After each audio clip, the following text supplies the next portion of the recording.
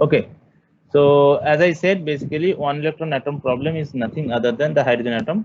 So as you see here in this picture, that this is the simplistic model. So hydrogen atom, it means that we have one electron and one proton. Okay. So basically we have Z equals 1. Okay. Okay. So the most simple structure is basically 1H2. Okay. So which means that we have Z equal to 1 here. Okay. So in classical way, if we want to look at, we will think that we have the nucleus that is containing positive charges, which is the proton that is present at the center, and we have an electron which is rotating, let's say, around it. Okay.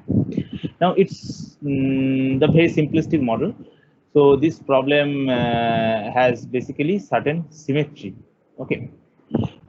So can anyone tell me what is the type of symmetry that we have here? Anyone? So it's fake. Yes. Okay. So that is correct. So hello. Sir. Hello. Yes. So it's spherical symmetry. Yes, spherical symmetry. Okay. So we are coming to that. So now here it's not only hydrogen atom that we can call it as one electron atom. It could be helium plus atom also. Okay, because helium plus means, so because you know for helium Z equal to 2, right? So it means that it has 2 electrons. Now if I remove one electron, then it will be helium plus. So in that case also it will be one electron atom, but the nucleus will have more than one proton here. Okay. So in the case of hydrogen atom, we have one proton here and one electron here, but in the case of helium plus, we will have, let's say, 2 protons here and only one electron here. Okay. Same we can say for lithium plus also. So all these systems, which we call it as hydrogenic systems, we can call it, I mean, these are categorized as one electron atom. Okay. Now, in general, the first thing what we will be looking at is the non-relativistic picture, which means that, as you know, that electrons are relativistic particles because they have very high velocity, so we can consider that, of course. But in this problem, particular problem, we will be considering non-relativistic systems, which means that the relativistic effects will be turned off or will not be considered, or they'll be ignored. Okay. Okay, so I think up to this is clear. Now, what is the potential that is working here? So if you look at, basically, we have, let's say, this thing. Okay. So let's say this is the radius. Okay, so we have the nucleus here at the center. If we consider it, then we have an electron which is rotating around it, that is located at a distance r from it. Okay, which means that this electron and proton, because they are oppositely charged, so the potential that will be working between them will be a Coulomb potential, and it will be an attractive potential. Okay. And this strength of the potential will be dependent on the distance of separation between these two. Okay, so if r is the distance of separation between these two, then the potential will be Vr will be 1 by 4 pi epsilon naught 1 by something like that. Okay, that's why we have also E square here. Okay, and if it is a Z is the, let's say, atomic number, then you have to multiply it by Z. Okay. So that is the potential which you have here. Okay. Now, next point is that we here, if we want to know the quantum mechanical behavior of the system, then what we have to do is that we have to solve the Schrodinger equation of this one electron atom problem. Okay. Now, how you will do it? We will, of course, do the detailed derivation. That we'll be doing it by using something called as like separation technique. So we will be separating the center of mass motion. So which means that what is the center of mass here? So that is the nucleus here. Okay, because nucleus is usually heavier than electron. Okay. As you know that proton and neutron are heavier particles, so they're almost like 2000 times higher than the electronic mass, rest mass. So the center of mass will be located around this nucleus. So we can actually consider this center of mass motion and or ignore probably. We can have some approximation on that, and we will be using spherical polar coordinate system that we will also look at. And finally, we will solve it, and then we will try to find out what will be the energy levels and wave functions, and basically that will give us the exact picture of what is going on within the system. Okay, so I hope that is clear to you, right? So any questions so far? Sir? Hello? Bolo. Yes. So Yes. can you go to the full screen mode? Wait a second. Oh, okay. You mean PPT mode? Yes, sir. Here. So I am not going there because the only problem is then my this what is this called? This pen will not work. So see, I am not able to write here. You see? So in the bottom left, there would be Let me option see. for pen. PPT mode. Let me see. Bottom left means where you are saying. I think here actually. Okay. So Pen. once you Okay. start- Okay. Once you Okay. start, Yes. Yes. Okay. Okay. Okay. Okay. I think probably this will. Okay. So you want this one to be also. Okay. So I hope it is now visible to you guys. So is there any question so far on this? So I hope it is not. Okay. So I think you have also studied this problem in one of your quantum mechanics courses. Probably Orgo sir or Utpal sir have covered it already. But yeah, from my experience, actually, students need to learn this thing again in atomic physics course, and it is also included in the syllabus. Okay. So now let's look at how we will do it. Okay. So what we have to do is that we have to solve the Schrodinger equation. Okay. So what is this Schrodinger equation? So it's a three-dimensional problem, and we will be using spherical polar coordinate. Okay. So the question comes here: why do we need spherical polar coordinate? Okay. So one of you said that this is spherical symmetry, but can anyone elaborate me that what is this spherical symmetry exactly? Anyone?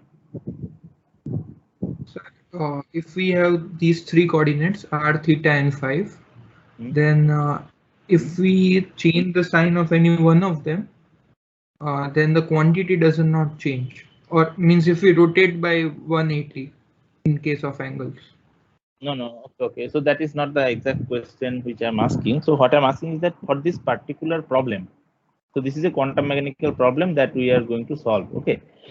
So my question is why spherical symmetry is going to be useful for this particular problem?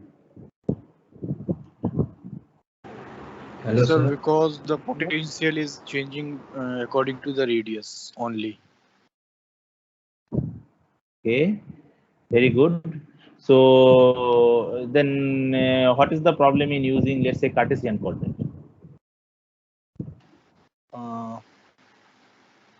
Sir, in Cartesian coordinates, like every coordinate will be like according to radius, every coordinate will be changing, but it would be much easy to use spherical coordinates because there is only one parameter is changing. No, my theta and phi will also change, right? Like in If I potential the is not electronic motion, then theta and potential phi is, will also change. Otherwise, it will be one-dimensional problem only, right? yeah.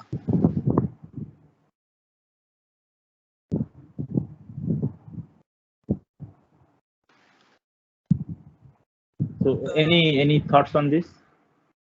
Sir? So what you are saying, it is correct.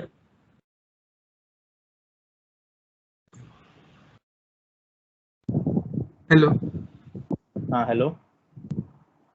Sir, using spherical symmetry, we could reduce the degree of freedom by 1. No. You need to really look. So okay. So what is degree of freedom? Sir, basically number of variables that are required to define the position or a quantity in a system. That is not the definition of degree of freedom, basically.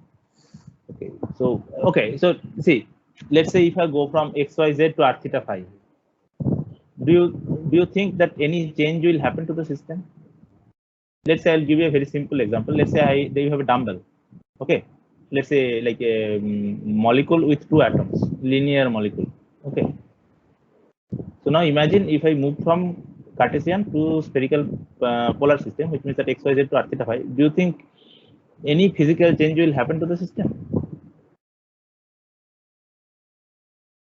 No, sir.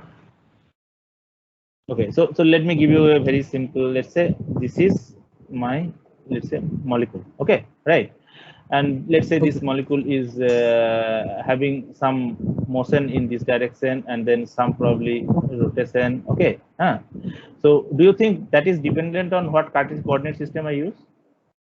No, sir. Okay, then why are you saying that these degrees of freedom will be reduced here? Sir, like we'll need less number of variables to describe that quantity. So do you think variables and degrees of freedom are same thing? Sir, actually the minimum number of variables would correspond to the degree of freedom. But for different coordinate system, we could have a different number of variables required for the same system. So let's say, what is the maximum number of degrees of freedom that you can have for this system?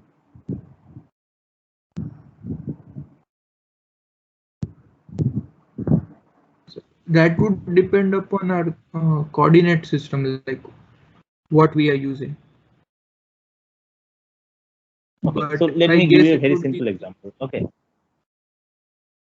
so let me give you a very simple example. Let's say it has this kind of motion, as I said, like either these atoms can move linearly along this axis. Okay, so basically around this axis, it is either stretching or straining. That is one kind of motion it can have, or it can have a rotational motion around this axis. Okay, so now tell me, let's say if I use XYZ coordinate system, or let's say a R theta phi coordinate system, this motion will be affected?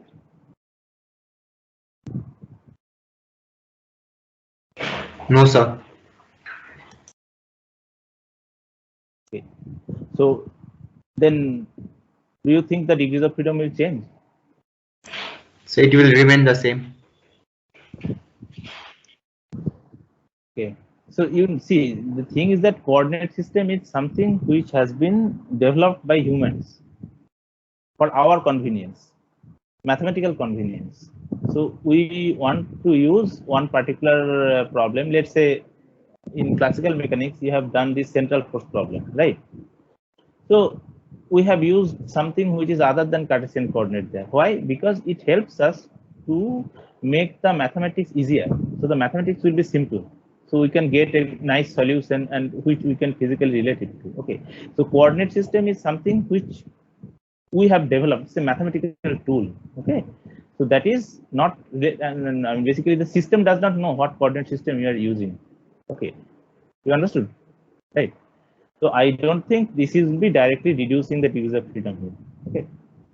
Okay, so now coming back to the spherical symmetry, see, the symmetry is basically in the potential. Okay, so if you look at, it's as you see, basically, let's say if I want to write down the Hamiltonian, so I will have some, let's say, kinetic energy term. So that will be, let's say, some del square and some potential energy term. Okay, right.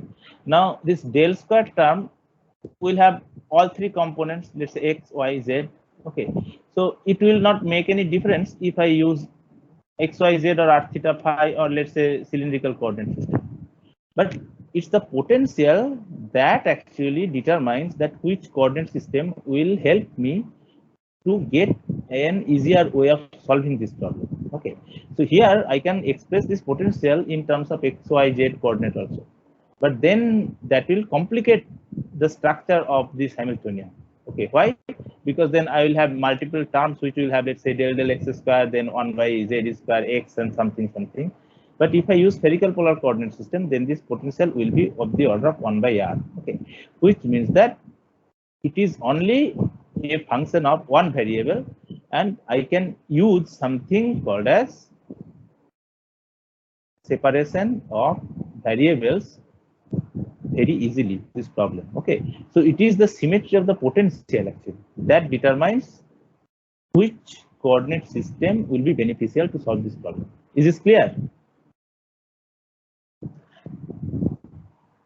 Okay. Yes, sir.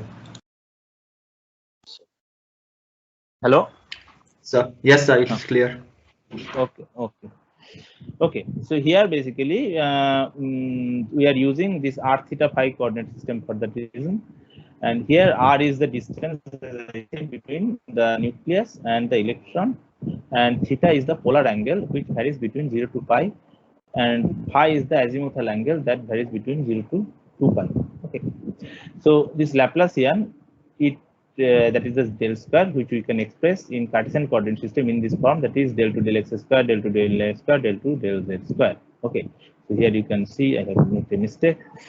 Okay, and if we want to express it in terms of r theta phi, then this will take this form, that is 1 by r square del r square del r in bracket, and then 1 by r square sin theta del theta of sin theta del theta plus 1 over r square sin square theta del 2 divided by del phi 2. Okay, so that is the form of Laplacian which we will have if we use r theta phi system. Okay, so I hope it is already well known to all of you. You know, like how to kind of convert from one coordinate system to the other, right? Okay. Okay, good. So now we are going to the next part. So here we will be solving the time independent Schrodinger equation. Okay, so I hope you know what is the difference between time independent and time dependent Schrodinger equation, right? Anyone has any confusion on this?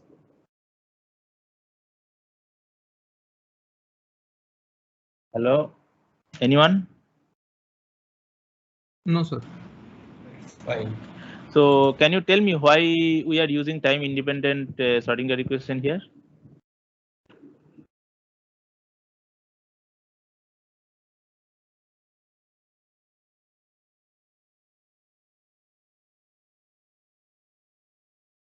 Sir, our potential does not depend Yes. upon time.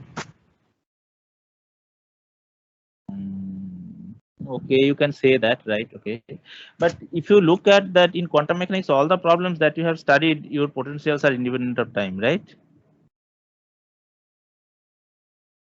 At least in quantum mechanics 1, like, or like whatever you have studied before this, right? Sir, actually, when we solve a quantum mechanical problem and we take the if we take the time dependent wave function, then also we get the same probability density as that of the time independent wave function. So it does not matter actually. So basically, it becomes very easy to solve using this time independent wave function. No, that is that is not always the case. If your potential, let's say, is a function of time, or if you have something which is let's say, see, what you are saying is probability density, okay, but that is, let's say, is something which you are not measuring instantly all the time, right? You're taking an Yes. average. Yes, sir. Right, but then see, if time is not a factor, then we don't need to have a time dependent Schrodinger equation at all, right? Isn't it? So we also need to know the time evolution of a wave function, right? Yes, we need, but my question is, why are we using time independent Schrodinger equation here?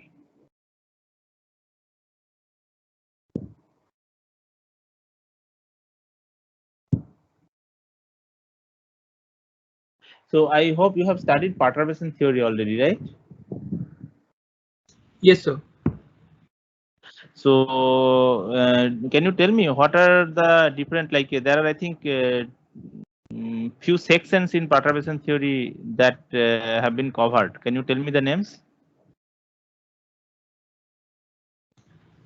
Sir, one is the interaction picture, one is the Schrodinger picture, and the third I do not remember, but the one in No, which there are some chapters, right? Like time dependent perturbation theory, time independent perturbation theory, right? yes, sir. So you have seen already, right? Time dependent things exist. Okay, so now coming back to this, for this problem, why we are using time independent Schrodinger equation is because first of all, we are assuming that this system is or whatever behavior that we are going to see, this is independent of time. Okay, so this is an assumption which we are making first of all. Secondly, if you remember that we have considered non-relativistic picture. Okay, so most of these time dependent factors can come from if we consider relativistic effects. Okay, like if you remember, like time dilation and all these things. Okay. And moreover, and lastly, if you think of that wave functions that you have derived so far, so these actually correspond to something called as stationary states, right? And here also we are trying to find the stationary state, which means that we are assuming that these wave functions will stay independent of time. So we are looking towards that direction. Okay. Okay. So now what we'll do is that we will solve this time independent Schrodinger equation. So as you see this Hamiltonian, we can explain not this Hamiltonian, it's a Schrodinger equation. So we have this minus h cross square by 2m, and this is the del square, that is basically 1 by r square del r square del psi del r. So psi is basically inside the bracket, and then 1 by r square sin theta del theta of sin theta del psi del theta, plus 1 by r square sin square theta del 2 psi del phi 2 plus v times psi will be e psi. Okay, so that is the total Schrodinger equation. Okay.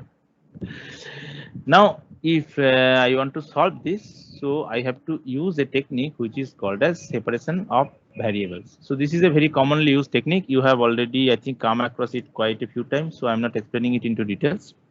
So what it means is that I will assume that the wave function psi, which is a function of r theta and phi, can be expressed in terms of a product of two separate functions.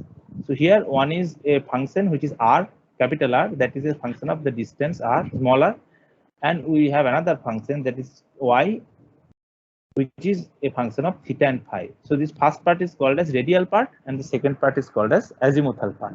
Okay.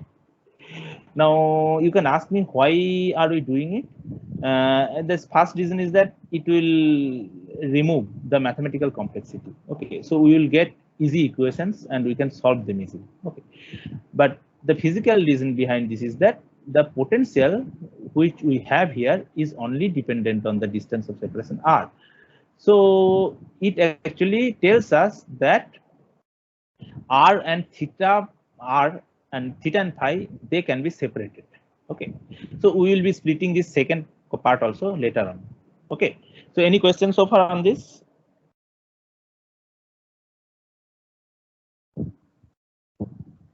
Is this clear up to this? Yes, sir.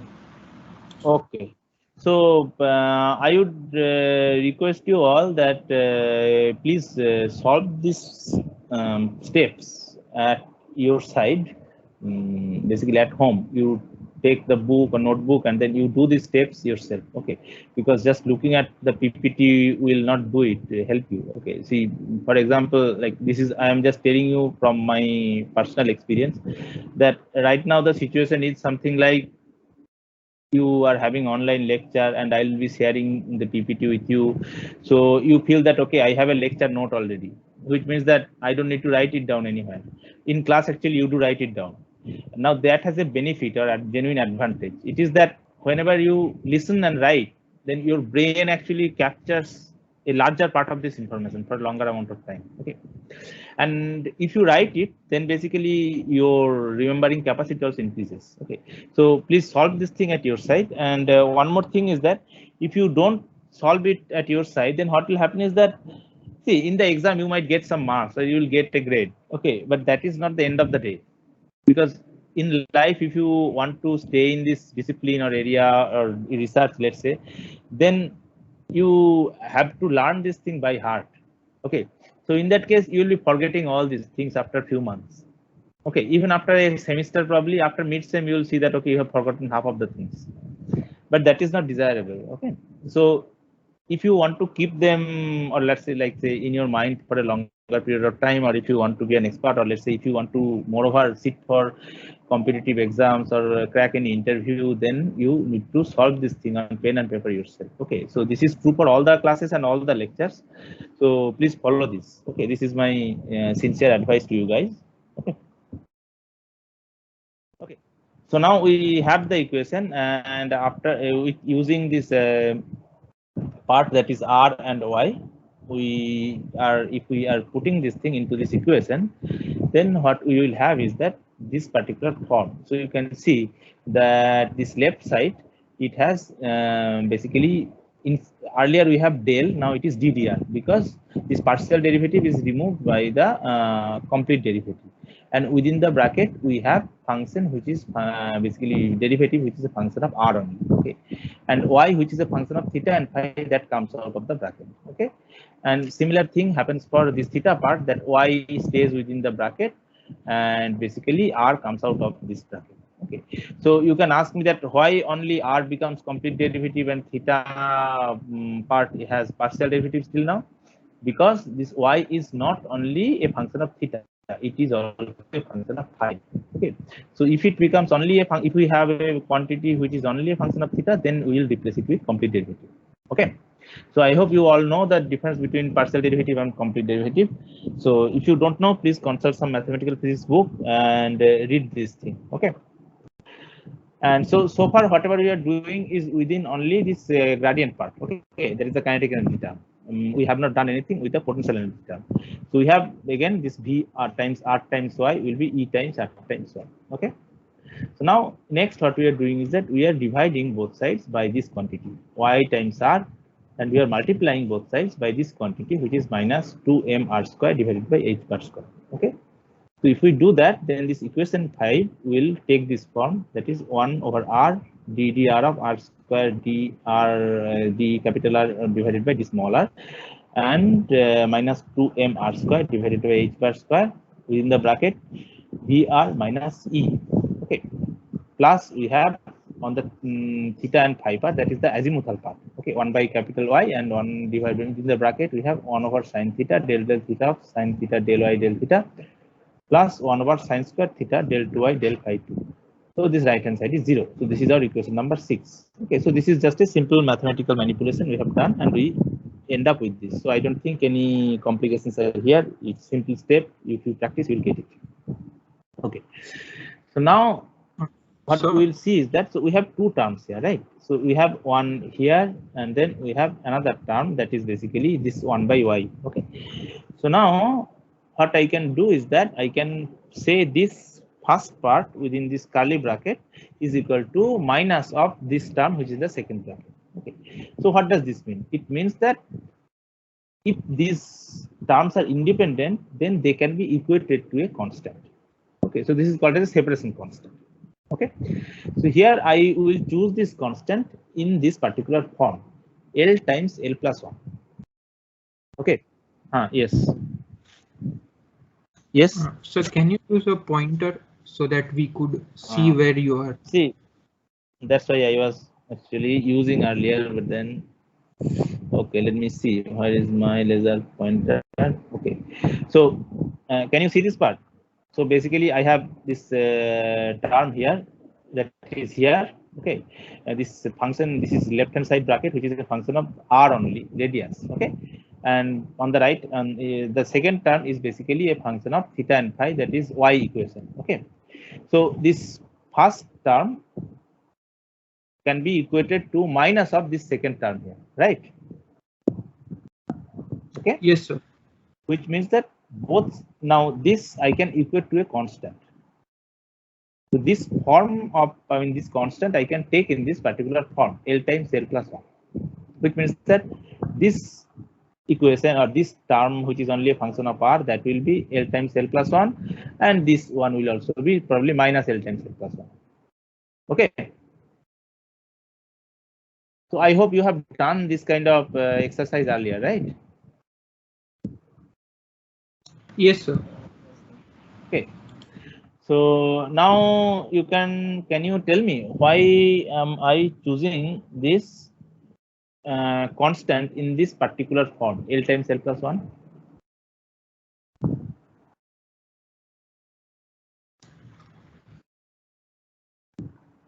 Sir, it allows us to express in the form of Hermite polynomial. Anyone? So you understood what is the constant here, right? Tell me. So the second term on the left hand side may be eigenvalue of angular momentum in the spherical coordinate system when you equate them. Okay, so this is yes, but before that, can you tell me, we have not yet come to angular momentum part. Hello. Yes, sir. Tell me. So when we solve in detail, then we get legendary differential equations, and from that we can get L to Okay. L plus 1. Okay. That constant. So basically what we are doing it is, I mean, we are choosing this particular form of this. Why my marker? Okay, so this constant I am taking in this particular form because it will help me to get this equation in some already solved equation. So the form which I can deduce this equation to, that will reduce to some already available equation, which means that the solution I will know before that. Okay, so I'll come back to this later, but yeah, whoever has said this thing, that is correct. Okay, good that you remember this thing. Okay, so now what we are doing is that we are equating both sides to this constant. Okay, so 1 over r times ddr of r square d capital D small r minus 2m r square by z square, and within the bracket we have dr minus c will be equal to L times L plus 1. Okay, and on the y part we have 1 by capital Y, 1 by sin theta del theta of sin theta del y del theta plus 1 by sin square theta del 2y del phi 2 will be equal to minus L times L plus 1. Okay, so these are equation numbers 7 and 8. I hope it is clear to you, right? Yes, sir. Okay. Okay, so now what we are doing is that we are further simplifying this thing. So this second equation, that is equation number 8, we are multiplying it by this quantity, which is y times sin square. Okay. So if we do that, you see that y will be gone here, sin theta will be gone here, and another sin theta will appear here in the numerator. So that is coming here. So sin theta times del theta within the bracket, sin theta times del y del theta plus del 2y del phi 2, because sin square theta is gone here, will be equal to minus L times L plus 1 sin square theta times y. Okay. Now what we'll do is that we are taking some already solved problem, that is this form of this equation. It matches with not actually it matches, but similar problem you have solved in Laplace's equation in electrodynamics. Okay. So what we have done in there is that this variable, which is y here, we further split it into a product of two variables, that is a variable which is a function of theta and a variable which is a function of phi. Okay, so that is the second round of this. So if we do that, that means replacing y with theta times phi, then what we are doing is that 1 by theta sin theta dd theta sin theta d theta d capital theta divided by d small theta plus L times L plus 1 sin square theta plus this term which is phi, that is this del 2y del phi 2 will be equal to 0. So here you can see these partial derivatives are replaced by the total derivatives. Okay. So I hope this step is also clear to you. Okay. So now basically here you see we have the left hand side which is a function of theta and the right hand side is a function of phi. Okay. So as I said, this left hand side is a function of theta, right hand side, the second term is function of phi, which means that this must be equated to a constant, and this form of constant will take of the is this form, that is m square. Okay, so you can see here that this equation we are putting in this form, that is m square. So we will get equations. One is the theta equation and one is the phi equation. Okay, so this theta equation takes this form, that is 1 by capital theta sine small theta times dd theta of sine theta d capital theta divided by d small theta plus L times L plus 1 sine square theta will be n square, and the phi term will be 1 by capital phi times d2 phi d small phi 2 equal to minus m square. Okay, so now we'll try to find out the solution. So we'll look at the easier part. So this first solution, which is most easy to get, will be this phi term. So as you see, this is basically a second order differential equation, and we know the solution, right? So this phi will be e to the power I m phi. So these are basically our like a plane wave kind of solutions. Okay, so here basically because it is m square, so that is why I am getting this I m phi. Okay, now this m, it can have both positive and negative values. So if I want to know what will be the possible values of m, then what we do is that we will take the symmetry of this problem. So as we know, phi has a symmetry, that is 2 pi symmetry. Okay, it means that phi at the value, at any particular value of phi, whatever is the value of this capital phi, it will be equal to the value of capital phi after 2 pi rotation. Okay, so that is kind of some sort of a, like say, periodic boundary condition kind of thing. Okay, so every time it does a 2 pi rotation, it has to come to the same point, and in order to maintain the symmetry, the value of phi has to be same at this point. Okay, because we are handling a time independent problem. Okay, so now if we follow this condition, and if we put e to the power I m phi into this equation, then what we will get is that e to the power I m times within the bracket phi plus 2 pi will be to the power I m small phi, which means that e to the power 2 I m pi will be equal to 1. Okay, now if this is the case, then it is only possible if m is an integer, which means that m can take values that is 0, plus minus 1, plus minus 2, like that. Okay, okay, just give me 1 second.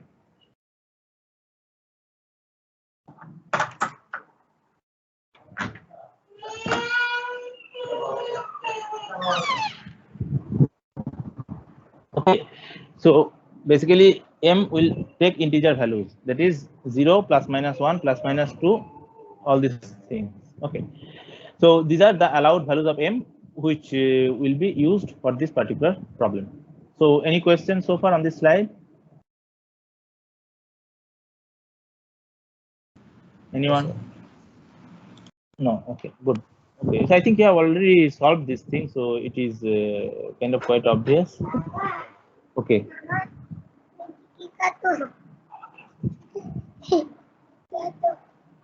Okay, so now if I want to, so this phi part we have the solution. Now we have two other parts which are left. So one is the theta part, another is the r part. Now we are going to the theta part. So you see the equation, that is theta equation, which is sine theta times dd theta of sine theta d capital theta d small theta plus L times L plus 1 sine square theta minus m square times capital theta will be equal to 0. Okay, so now the solution of this problem is not a very obvious solution. Okay, so if we want to solve this problem,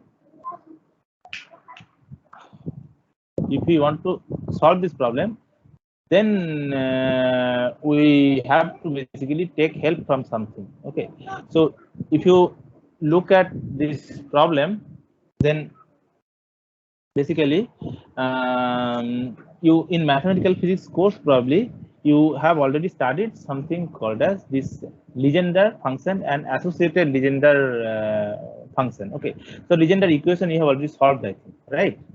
Yes or not? Anyone? Yeah, yes, sir. yes, sir. Okay, okay, okay.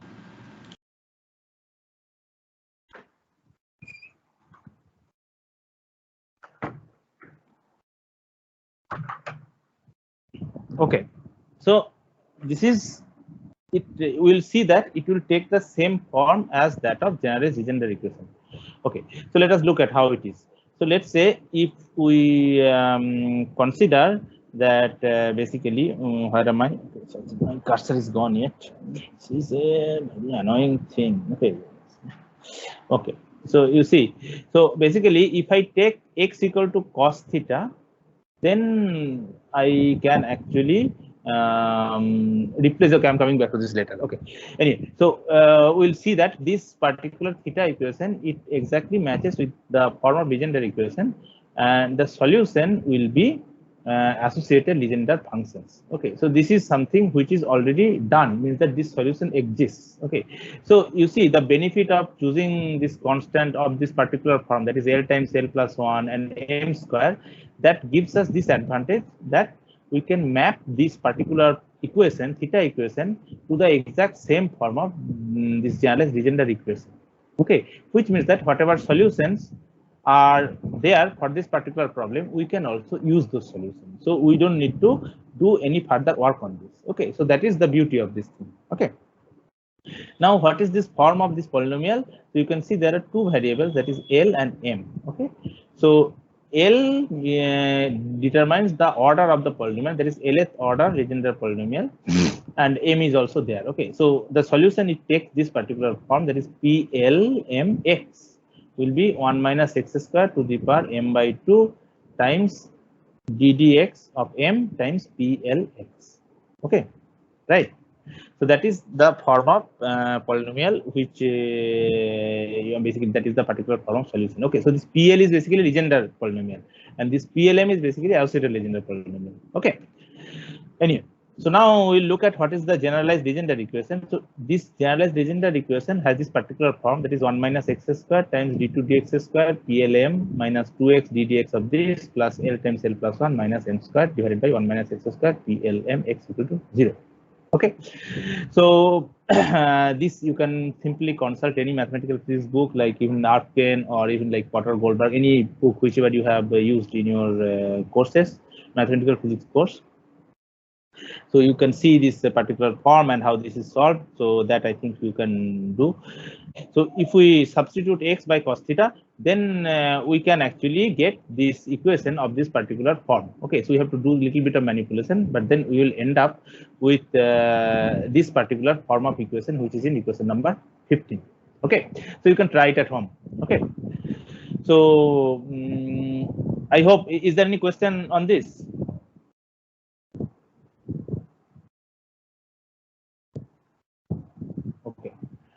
So if not, then I will go to the next slide.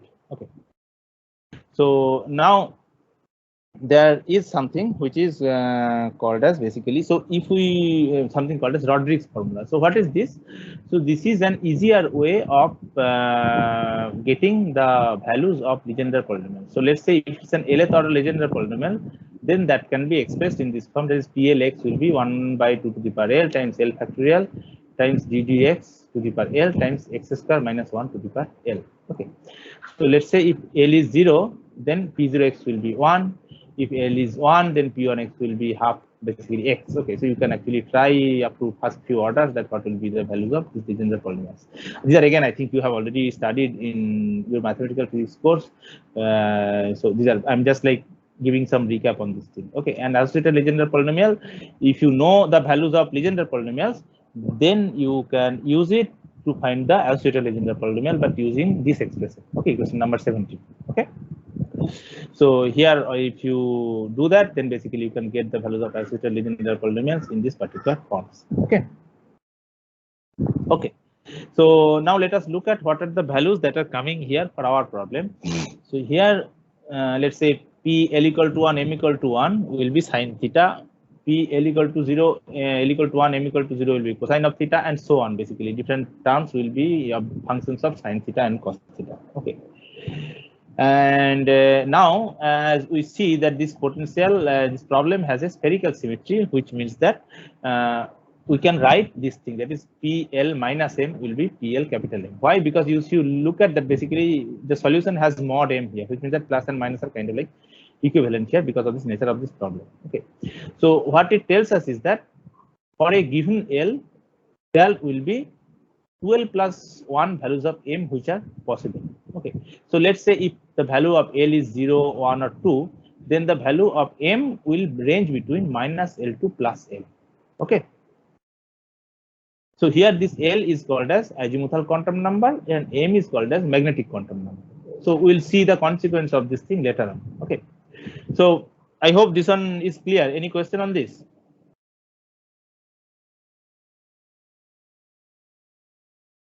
Okay.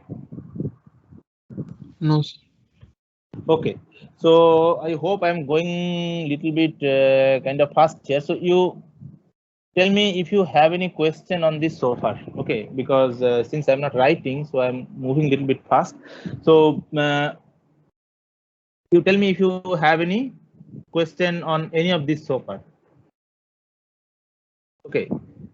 So if not, then I'll just do a quick recap, okay, so that you can probably remember. See, we started with an one electron problem. So that is the simplest of real quantum mechanical system which you can deal with. Okay, so that is, let's say, the hydrogen atom which you are solving here. Okay, so now what is this hydrogen atom problem? That we have basically a potential.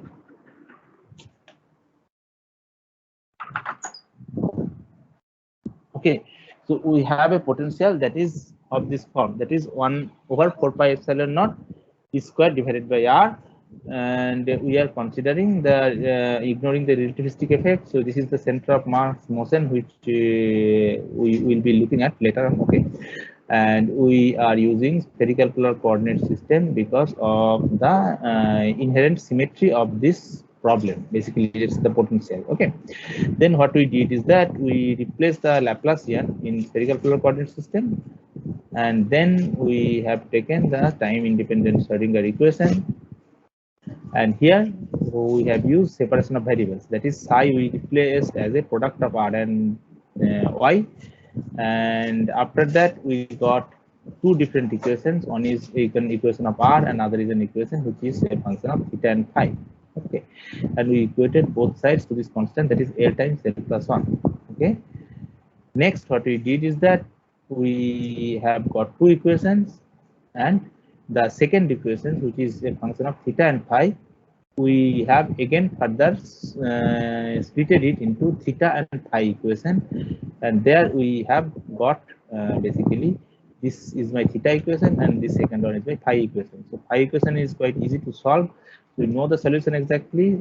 This is e to the power im phi, and using the boundary condition, we have basically got what are the possible values of m that we'll get here. So these are m can take any integer value, that is 0, plus minus 1, plus minus 2, everything. Okay. Now for the L part, what we have here is that we see this equation takes the resemblance with Legendre equation, and the solution will be associated Legendre functions. Okay, so if we know the solutions then of this equation, then we can also get the solution of this particular theta phi problem. Okay, so here I have showed that using Rodriguez formula how you can get the values of Legendre polynomial, and here are different values that are existing here, and the associated Legendre polynomials we can calculate from these quantities. Okay, and for our particular problem, if we want to get the value of PLM theta, then we can use these equations and we can get the value of different orders of associated Legendre polynomials. And here also we have seen that using this condition here, for one particular value of L, we can have 12 plus 1 values of M possible. Okay, so here L is basically the azimuthal quantum number and M is the magnetic quantum number. Okay, so up to this we have covered in today's lecture. So let me know if you have any question. Do you have any question? Okay, so if not, then I will kind of stop this lecture here.